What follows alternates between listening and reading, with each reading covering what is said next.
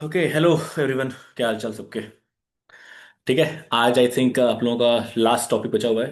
ठीक है, मेरे ख्याल से जो कि आज का टॉपिक हमारे पास होने वाला है, इसका नाम है एसर्शन एंड रीजन। ठीक है। ये क्या होता है, इसके लिए आपको बेसिक बेसिक आपके स्ट्रांग होने चाहिए। अगर आपके बेसिक स्ट्रांग नहीं है तो हो सकता है कई बातें ऐसी होंगी जो आपको पता ही नहीं चले कि इसका मतलब क्या होता है। ठीक है। ये काइंड ऑफ रीजनिंग नहीं है ये। ठीक है, रीजनिंग का ही पार्ट आता है ये। But assertion reason is more of your knowledge. ठीक है। अगर आपके पास बेसिक लैंग्वेज या बेसिक नॉलेज आपके पास है तो इसको कर पाना काफी आसान हो जाता है। अदरवाइज कई क्वेश्चन ऐसे होंगे जो आपको नहीं पता होगा। ठीक है। चलिए, उससे उसके पहले सबसे पहले इंपॉर्टेंट है क्या? इंपॉर्टेंट है कि बीट द कंपटीशन का जो ऐप है आपको इंस्टॉल करना है। इंस्टॉल करने के बाद जाके आपको मॉक टेस्ट देने हैं। ठीक है। आई थिंक कल से आप लोगों का शुरू हो जाने वाला है EMRS का। ठीक है। EMRS आपका शुरू होने वाला है। ठीक है। केवल EMRS के लिए ही नहीं, अभी आपके लिए होमगार्ड की वैकेंसी आ गई है 40,000 के आसपास। ठीक है। और होमगार्ड की वैकेंसी के लिए भी इसमें अलग अलग मॉक टेस्ट आना शुरू हो जाएंगे। ठीक है। मैंने फिर बोल रहा हूँ कि मॉक जो होगा, आपको जो मॉक टेस्ट होगा यही आपका रैंक डिसाइड करेगा। यही आपको क्वालिफाई करवाएगा। अगर आप खुद को चेक नहीं कर पाएंगे कि क्या इंपॉर्टेंट है क्या इंपॉर्टेंट नहीं है तो शायद ही कोई और आपको कुछ करा पाएगा। ठीक है। तो विदाउट वेस्टिंग मच टाइम शुरू करते हैं आज की क्लास, जिसका नाम है एसर्शन एंड रीजन। ठीक है। उसके पहले कुछ बातें जान लेते हैं। वो क्या जानते हैं देख लेते हैं। उसके अलावा मैम ऑलरेडी क्लास ले रही हैं तो आपको क्लास ज्वाइन करनी है। ठीक है। 11 AM पे होती है और एक क्लास होती है 8:30 PM पे। ठीक है। दो क्लासेस आपकी होती हैं तो आप भी इसको करिए, अच्छे से करिए। उसके अलावा KVS NVS के टीचिंग कोर्स हो चुके हैं, लाइव है। आप लोग जाइए, यूज करिए उसको। हॉस्टल वार्डन, इमारत जो Tier 1 का पेपर है, इनफैक्ट जो लैब अटेंडेंट, JSA अकाउंटेंट, सारे पेपर्स, सारे मॉक टेस्ट आपके लिए अच्छे प्राइस पे, आई मीन बहुत ही ज्यादा डिस्काउंटेड प्राइस पे यहाँ अवेलेबल है। ठीक है। शुरू करते हैं आज का टॉपिक, जो कि हमारा लास्ट टॉपिक होने वाला है, इस सीरीज का लास्ट टॉपिक होने होने वाला है। जिसका नाम है एसर्सन एंड रीजन। इसका नाम है एसर्सन एंड रीजन। ठीक है। एसर्सन एंड रीजन का मतलब क्या है ना, कि आपके पास दो स्टेटमेंट दिए होंगे। एक दिया होगा एसर्सन, एक दिया होगा रीजन। ठीक है। एसर्सन में कुछ बातें बोली गई होंगी और रीजन में इन बातों का कारण दिया होगा कि ये बातें जो हैं, जो इस कारण से वो बातें सत्य साबित होती ही नहीं होती, मतलब वो बातें सही साबित हो रही कि नहीं हो रही है। ठीक है। जैसे मैंने बोला कि मेरा नाम देवेश है। ठीक है। और मैंने रीजन डाल दिया, क्यों? क्योंकि मेरे घर वालों ने ये नाम रखा है। My name is Devesh. ठीक है। दूसरा कि मेरे 10th के सर्टिफिकेट पे, 10th रिजल्ट पे, या मेरे बर्थ सर्टिफिकेट पे यही नाम है। ठीक है। तो मेरा नाम देवेश है और ये बात साबित हो रही है मेरे रीजन से, क्योंकि 10th के रिजल्ट पे मेरा नाम देवेश लिखा हुआ है। तो जो एसर्शन है वो साबित हो रहा है रीजन से। तो यही बोलेंगे कि जो एसर्शन है वो भी सही है, रीजन जो है वो भी सही है, और जो रीजन है वो एक सही एक्सप्लेनेशन है हमारे एसर्शन के लिए। मतलब इसमें बेसिकली चार ऑप्शंस होते हैं: option number 1, option number 2, option number 3 and option number 4। पहला ऑप्शन होता है कि assertion A and R, assertion reason both are correct, मतलब दोनों बातें इंडिविजुअली सही हैं। ठीक है। And R is correct explanation of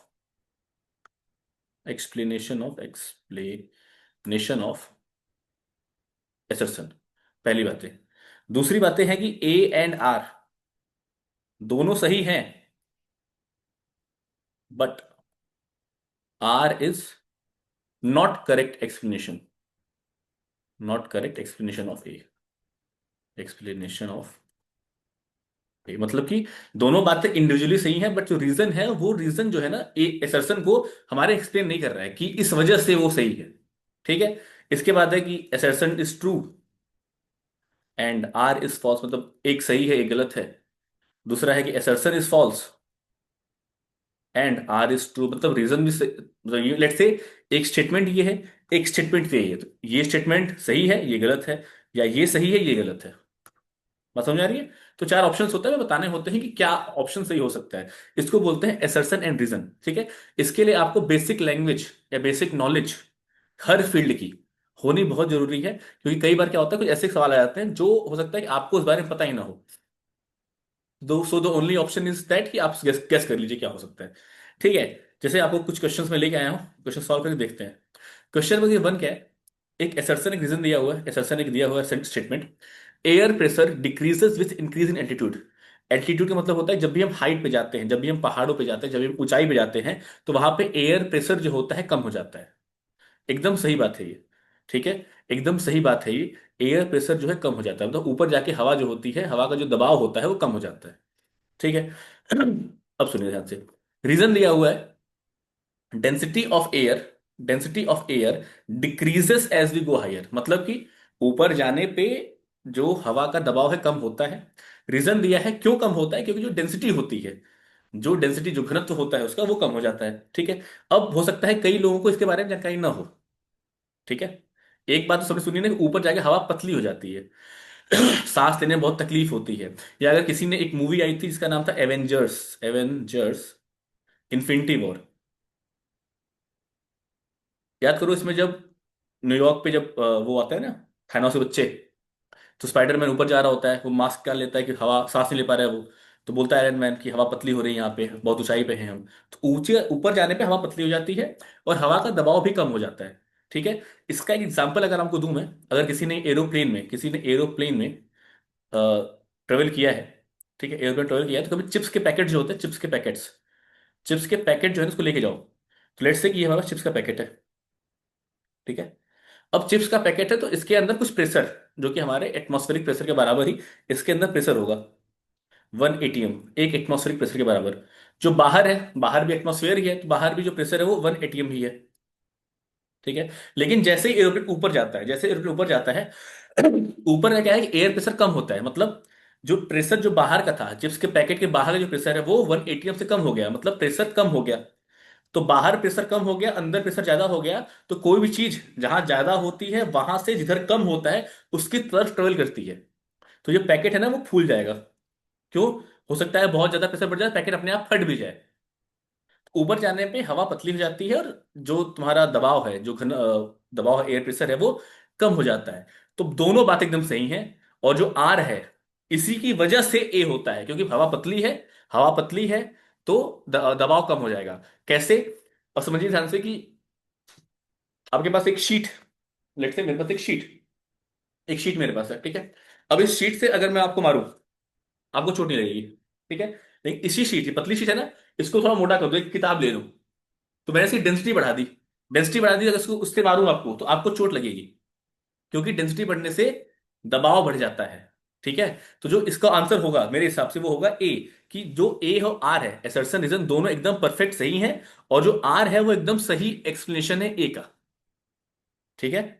एक और एग्जांपल बताता हूं आपको कि कोई चीज हायर से लोअर की तरफ ट्रेवल करती है। जैसे अगर आप गरम गरम चाय लीजिए, ठीक है, अगर आप गरम गरम चाय लीजिए किसी कप में, ठीक है, एकदम गरम गरम चाय है, कुछ देर बाद वो ठंडी हो जाती है। क्यों हो जाती है? क्योंकि इसका टेम्परेचर जो है वो ज्यादा है, और जो बाहर का टेम्परेचर है आपके आसपास का टेम्परेचर वो कम है। तो चाय ठंडी कैसे हुई? ये जो टेम्परेचर है ना, ये बाहर एटमॉस्फेयर सराउंडिंग के साथ इक्विलिब्रियम बनाने लग जाता है, इक्विलिब्रियम कंडीशन में आ जाता है, मतलब समांतर, समानता बनाता है। तो दोनों का टेम्परेचर बराबर हो जाता है, इसी वजह से चाय ठंडी हो जाती है। ठीक है। चलिए आगे बढ़ते हैं क्वेश्चन नंबर 12 की तरफ। देखिए आंसर ए है, lower density, lower air density at high altitude cause pressure to decrease. ठीक है, सिंपल सी बात है, अच्छी बात है। चलिए क्वेश्चन नंबर 12 देखते हैं, बड़ा एक पैरा सवाल है। एसर्सन कहता है क्या कि photosynthesis occurs only in green plants. जितने भी हरे पौधे होते हैं उनके अंदर फोटोसिंथेसिस होता है। कमेंट करिए किसी को पता है अगर ये फोटोसिंथेसिस क्या होता है। क्लास 6 7 का आई थिंक टॉपिक है ये, और सबको पता होना चाहिए। ठीक है। अच्छा, तो बात कह रहा है कि जो फोटोसिंथेसिस है वो केवल और केवल हरे पौधों में होता है, एकदम सही बात है। अच्छा, क्यों होता है? क्या chlorophyll pigment is essential for photosynthesis? एकदम। तो अच्छा, इसको ना सही साबित करने के लिए कैसे पढ़ेंगे हम? Photosynthesis occurs only in green plants because, यहां लगा दीजिए because, because chlorophyll pigment is essential for photosynthesis, and chlorophyll पाया जाता है केवल और केवल ग्रीन प्लांट्स में। ठीक है। तो ए और आर दोनों सही है, और जो आर है एकदम सही एक्सप्लेनेशन है तुम्हारा ए का। तो द रीजन जो है वो एकदम सही एक्सप्लेनेशन है एसर्सन का। ठीक है। चलो आगे बढ़ते हैं। Question number 13। 13 क्या कहता है, देखिए आंसर। एसर्सन कहता है all parallelograms have equal opposite sides. क्या बात है? पैरेललोग्राम क्या होता है? किसी ने पढ़ा पैरेललोग्राम? पढ़ाई होगा। ऐसे मुंह मत बनाओ तुम लोग। ठीक है। ये होता है पैरेललोग्राम। ठीक है। लेट्स से ये साइड ए है, ये साइड बी है, ये साइड सी है, ये साइड डी है। तो पैरेललोग्राम की प्रॉपर्टी होती है कि साइड ए जो होता है वो साइड सी के बराबर होता है, मतलब आमने सामने वाला, ये बराबर होता है। और बी और डी बराबर होगा, मतलब आमने सामने वाला बराबर होता है। ये होती है प्रॉपर्टी ऑफ पैरेललोग्राम। तो all parallelograms have equal opposite side, मतलब बराबर अपोजिट साइड जो होती है बराबर, तो एकदम सही बात है, एकदम परफेक्ट बात है। अगर यहां लगाओ फिर because, because parallelograms have diagonals that are always equal. क्या इसके जो डायगोनल्स होंगे ये हमेशा बराबर होंगे? ये बात सही नहीं होती। ये बात सही नहीं होती, तो रीजन तो हो गया गलत। तो ए तो सही है, आर जो है गलत है। ऑप्शन नंबर सी, एसर्शन सही है, रीजन जो है गलत है। ठीक है। तो प्रॉपर्टीज ऑफ पैरेललोग्राम, अगर आप लोगों ने मैथ थोड़ी बहुत पढ़ी होगी, ठीक है, तो आपको पता होना चाहिए कि जो पैरेललोग्राम की प्रॉपर्टी होती है कि अपोजिट साइड्स जो होते हैं वो बराबर होते हैं, पर डायगोनल जो है तो बराबर नहीं होते। ठीक है, हमेशा बराबर नहीं होते। हो सकते हैं, ऑलवेज नहीं, नॉट ऑलवेज, यहाँ ये लिखा है नॉट ऑलवेज इक्वल। ठीक है। रेक्टेंगल केस में बराबर होते हैं, स्क्वायर केस में बराबर नहीं होते हैं। ठीक है, चलिए क्वेश्चन नंबर 14 पढ़ते हैं। देखिए, अगर आईसीटी आप लोग को मैम ने पढ़ाया था आईसीटी के बारे में, उससे सवाल है, देखिए क्या है। A computers primary memory is faster than secondary memory. एकदम सही बात, जो प्राइमरी मेमोरी होती है वो सेकेंडरी मेमोरी से फास्टर होती है, इसीलिए उसका नाम प्राइमरी मेमोरी है, क्योंकि वो पहले यूज होता है, तो फास्ट होना बनता है उसका। बिकॉज, यहां लगाएंगे आप because, because primary memory is directly accessed bye the CPU. जो प्राइमरी मेमोरी होता है वो सीपीयू से डायरेक्टली एक्सेस्ड होता है। एकदम सही बात है। मतलब कि ए और आर दोनों सही है। और इनको साथ में पढ़ के देखिए आप, a computers primary memory is faster than secondary memory because primary memory is directly access by the CPU. एकदम परफेक्ट सही, A is the correct answer. क्यों? क्योंकि ए और आर दोनों सही है, और जो आर है, जो रीजन है, वो एक करेक्ट एक्सप्लेनेशन है किसका? एसर्शन का। चलिए क्वेश्चन 15 पे आते हैं। ये देखिए, ये साइंस का है, साइंस क्लास 8th का ये सवाल है। ठीक है। क्लास 8 फिजिक्स पढ़ेंगे आप लोग, उसमें एक सवाल आता है, साउंड एक चैप्टर करके है। उसमें पढ़ते हैं कि sound can not travel through a vacuum. Vacuum क्या होता है, किसी को पता है? मैं बता दूं वैक्यूम क्या होता है। वैक्यूम क्या होता है ना, लेट्स से कि एक बॉटल है, एक बॉटल है। ठीक है। इस बॉटल के अंदर से मैंने सारी हवा बाहर निकाल ली। इस बॉटल के अंदर से मैंने सारी हवा बाहर निकाल ली, अब इस बॉटल के अंदर कुछ भी नहीं बचा। इसको बोलते हैं वैक्यूम।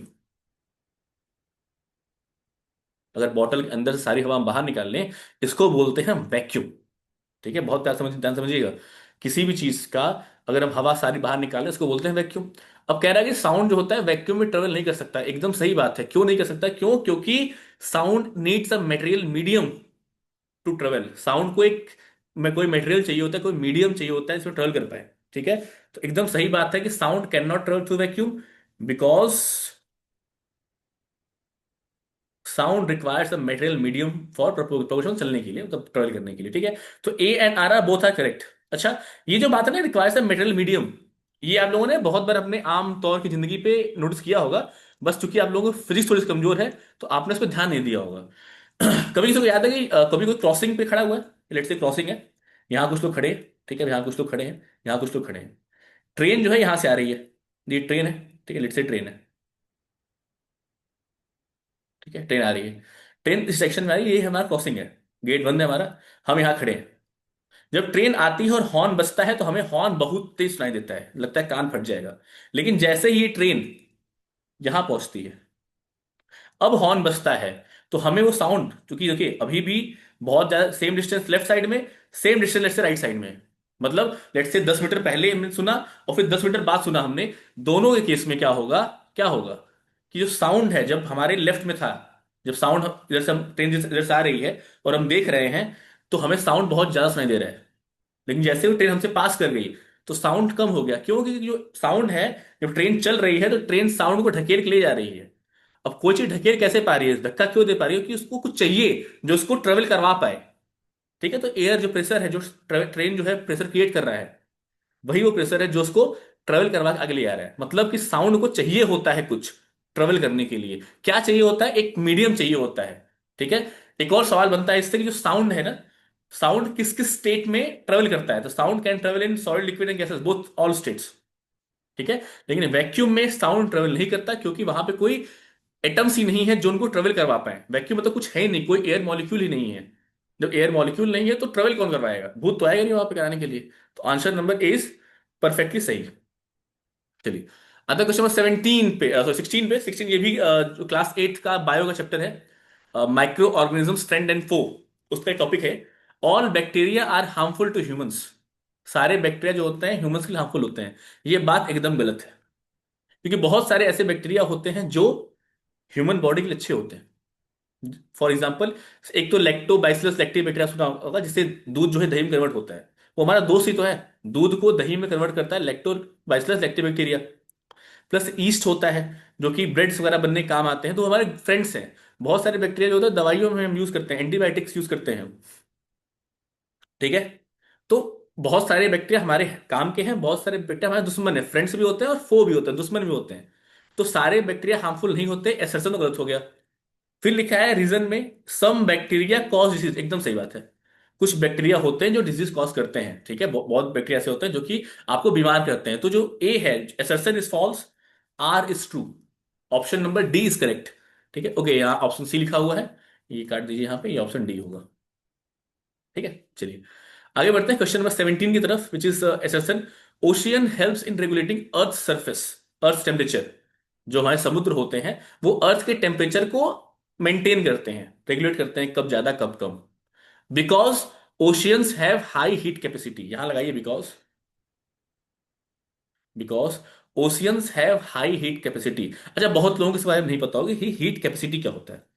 हीट कैपेसिटी होता है आपका, हीट कैपेसिटी जो होता है वो होता है mass into specific heat of any material. ठीक है, मास तो पता है, मास, ये उसको बोलते हैं स्पेसिफिक हीट, ये होता है मास, ये होता है स्पेसिफिक हीट। ठीक है, इसका यूनिट होता है किलो जूल पर केजी, केल्विन। ठीक है, अब कह रहा है इसका मतलब क्या है कि 1 मिनट में 1 किलो मास जो है वो 1 सेकेंड में कितना हीट ट्रेवल करवा पाएगा। और हाई हीट कैपेसिटी का मतलब क्या होता है कि ज्यादा हीट ट्रेवल करवा पाना। तो ओशियंस के पास हाई हीट कैपेसिटी होती है, इसी वजह से वो अर्थ के टेम्परेचर को रेगुलेट कर पाता है। एकदम सही बात है, तो एसर्शन भी सही है और रीजन भी सही है। और जो रीजन है वो एकदम परफेक्ट एग्जाम्पल है, एक्सप्लेनेशन है कि एसर्शन सही क्यों है। ठीक है, इसके बारे में अगर आपको और जानना होगा बता दूंगा, बट ये आप किसी काम का नहीं है। ठीक है, ये आप पे किसी काम का नहीं, जब बड़े क्लासेस में तो नहीं जाएंगे आप लोग, बड़े ऑलरेडी बड़े बड़े आप लोग। ये आप लोग पढ़ेंगे जब आप लोग कुछ और फिजिक्स में घुसेंगे ना आप लोग, जहाँ पे 10th 11th की फिजिक्स आएगी, वहां पे हीट कैपेसिटी वगैरह चीज आती हैं, तब आपको पढ़ा दिया जाएगा। अभी आपके काम का नहीं है, फिलहाल आप ये समझ लीजिए कि जो एसर्शन है वो भी सही है, रीजन भी सही है, और रीजन जो है वो परफेक्ट करेक्ट एक्सप्लेनेशन है एसर्शन का। ठीक है, तो ये स्लाइड गलत लगी हुई, स्लाइड गलत है, इसका आंसर होगा ये गलत है, मत पढ़ना इसको। चलिए, क्वेश्चन नंबर 18 क्या है, 18 क्या कहता है, एसएसएन क्या कहता है कि the president of India is the supreme commander of the arm forces. क्या बात है, जो प्रेसिडेंट ऑफ इंडिया है वो सुप्रीम कमांडर होता है आर्म फोर्स का, एकदम पता है, हमको पता है, एकदम सही बात है ये, इसमें कोई दो राय नहीं है। India follows a parliamentary system where real power lies with the council of minister. बताइए, बोलो बोलो बोलो, सॉरी, बोलो। India follows a parliamentary system where real power lies with the council of ministers.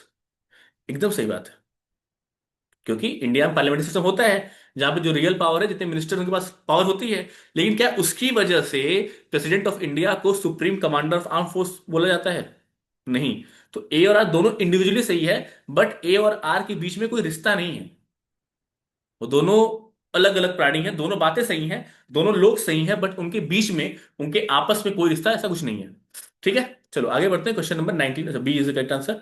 ठीक है, क्वेश्चन नंबर 19 की तरफ, last second topic chapter हमारा, मेटल कंडक्ट्स इलेक्ट्रिसिटी। ये भी आई थिंक हमारा क्लास 8 का सिलेबस है, साइंस में पढ़ेंगे आप लोग। मेटल कंडक्ट इलेक्ट्रिसिटी, जो मेटल होते हैं वो इलेक्ट्रिसिटी कंडक्ट करते हैं। देखिए, दो चीजें होती हैं, एक होता है कंडक्टर, एक होता है इंसुलेटर। ठीक है, कंडक्टर क्या होता है, जो कि इलेक्ट्रिसिटी को पास करने नहीं देता। मतलब से, ये मेरे पास ये चाबी का, ये चाबी ये है। ठीक है, अगर मैं यहाँ पे एक तार लगाऊं और यहाँ टच करूं तो मुझे करंट लग जाएगा। क्यों? क्योंकि ये जो चाबी है ये इलेक्ट्रिसिटी को पास होने देगा, और ये मेटल है, तो मेटल जो होता है वो कंडक्टर होता है।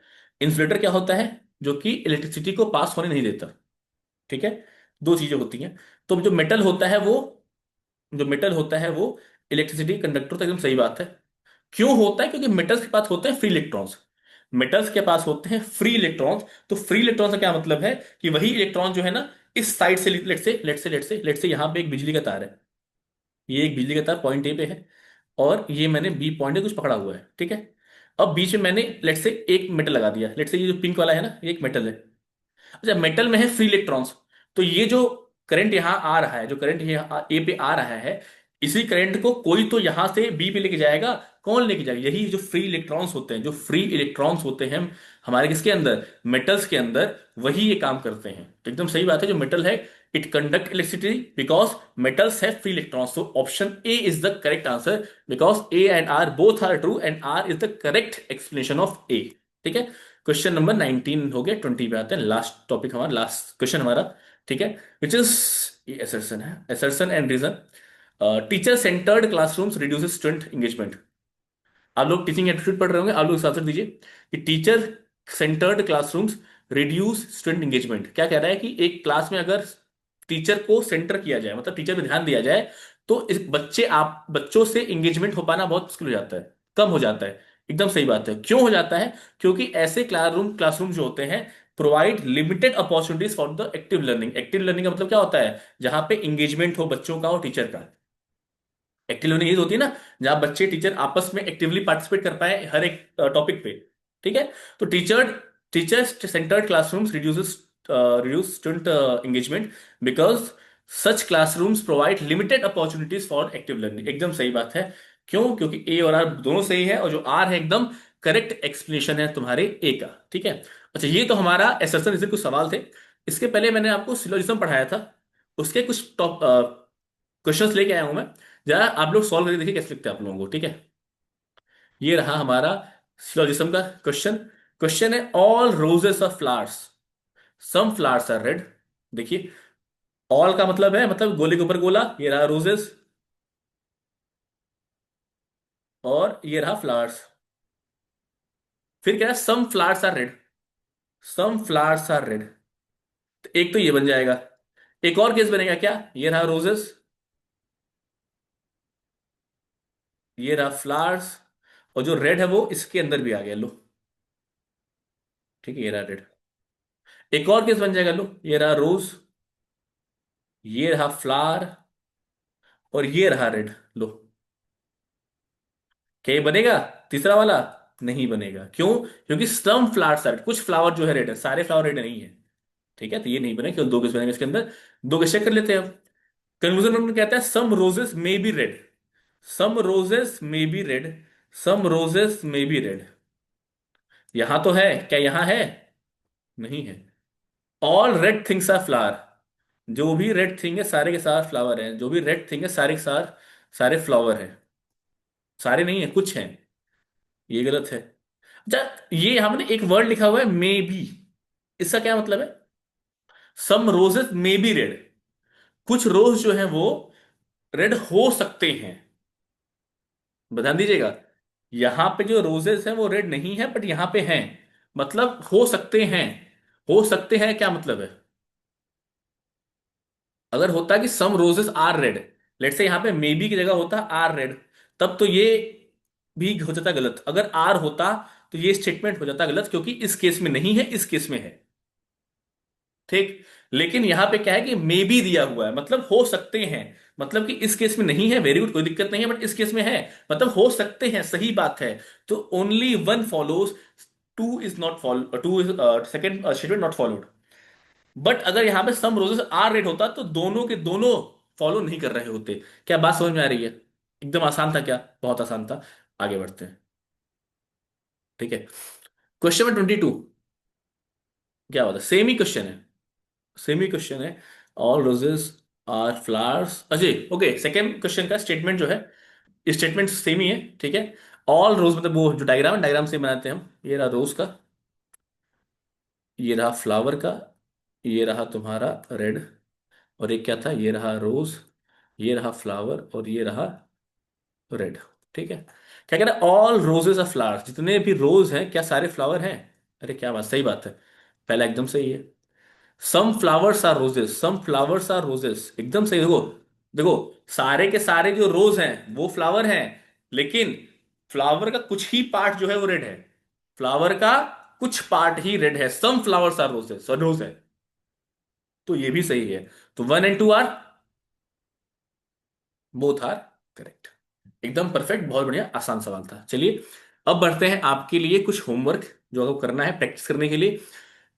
अगले 8 सवाल आपके लिए होमवर्क है। मैं आपको 5-5 सेकंड के लिए स्लाइड खोलूंगा, आपको पॉज करना है, सॉल्व करना है, और फिर मैं आपको आंसर दिखा दूंगा। ठीक है, आगे बढ़ते हैं क्वेश्चन नंबर 23 की तरफ। ये रहा, अच्छा ये रहा क्वेश्चन नंबर 23।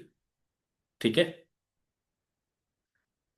ओके सॉरी, ये क्वेश्चन में कुछ गड़बड़ी है। ठीक है, इन्होंने पूरे क्वेश्चन नहीं लिखे हैं। ओके ठीक है। ओके, मैं आपको जो क्वेश्चंस हैं आपके, वो मैं आपको भेज दूंगा आपके इंस्टाग्राम पे। सॉरी, इंस्टाग्राम बोल रहा हूँ मैं, टेलीग्राम पे। आप इंस्टाग्राम फॉलो कर सकते हैं। हाँ, टेलीग्राम आपको लिंक जो है पिन कमेंट में डिस्क्रिप्शन बॉक्स में मिल जाएगा आप लोगों को। वहां से आके टेलीग्राम लिंक ज्वाइन करिए, वहां पे क्वेश्चंस प्रैक्टिस के लिए आते रहेंगे। प्लस एग्जाम के साथ साथ आपको जो लाइव सोल्यूशन है, जो एग्जाम्स हो चुके होंगे, उसके सॉल्यूशंस हम प्रोवाइड करवाने वाले हैं। ठीक है, इससे आपका क्या फायदा? इससे फायदा आपका ये होगा कि आपको पता होगा किस टाइप के क्वेश्चंस आ रहे हैं। ठीक है, तो मैं, रवि सर और मैम, तीनों लोग आपके लिए सारे क्वेश्चंस के सॉल्यूशन लेके आएंगे। ठीक है, तो बिल्कुल भी लेट मत होइएगा, हम आपको टाइमिंग जो है टेलीग्राम ग्रुप में अपडेट कर दिया जाएगा। ठीक है, लेकिन उसके पहले आप लोग बहुत ध्यान दीजिए कि आप लोग जाके बीट द कंपटीशन का ऐप जो है उसको इंस्टॉल करिए। इंस्टॉल करके ध्यान दीजिए कि आपको प्रैक्टिस कैसे करनी है। ठीक है, जो क्वालिटी कंटेंट है वो बहुत ज्यादा इंपॉर्टेंट है अगर आप लोगों को सक्सेसफुल होना है तो। ठीक है, अगर आपको सक्सेसफुल होना है तो क्वालिटी कंटेंट के ऊपर ध्यान देना पड़ेगा। और यहाँ पे क्वालिटी कंटेंट है क्योंकि इसमें बहुत सारे आईआईटियंस जो हैं वो इसको पर्सनली हैंडल करते हैं, इस ऐप को। ठीक है, बहुत सारे आईआईटियंस जो हैं वो इसको पर्सनली हैंडल करते हैं। ठीक है, तो प्लीज इसको इंस्टॉल करिए और इसको प्रॉपर तरीके से, जैसे एग्जाम के माहौल में बैठ के टेबल ले लिया आपने, लैपटॉप या फोन ले लिया आपने और क्वेश्चन सॉल्व किया टाइमर लगा के। टाइम वेस्ट नहीं करना, टाइम को देखना नहीं है। ठीक है, टाइम इसमें नोटेड है। बार बार आप टेस्ट दे सकते हैं, बट आप पहली बार जब टेस्ट दीजिए तो आप फुल टू प्रिपरेशन के साथ बैठिए कि अब 1 घंटे बैठना है तो 1 घंटे मुझे बीच में नहीं उठना है। ठीक है, और खुद को चेक करिए कि आपने जो पढ़ा है क्या वो कहीं काम आ पा रहा है। जो क्वेश्चंस आपसे सॉल्व हो पा रहे हैं, नहीं हो पा रहे हैं, तो आप टेलीग्राम ग्रुप पे आइए, वहां देखिए क्लासेस चल रही हैं, क्लासेस करिए, रिवीजन करिए, प्रैक्टिस करिए, फिर टेस्ट दीजिए। ठीक है। ठीक है, तो फिर बढ़िया आप लोगों के लिए। तो अभी जो हमारा हमने कहा था रीजनिंग हम कंप्लीट करवाएंगे, रीजनिंग कंप्लीट हो चुकी है। ठीक है, इसके अलावा और भी कोई टॉपिक आपके सिलेबस में नहीं है। बहुत सारे टॉपिक्स अभी बचे हुए हैं बट वो आपके सिलेबस का पार्ट नहीं है। ठीक है, तो मिलते हैं फिर जब भी मिलेंगे तो। ठीक है, चलिए, गुड बाय गाइस।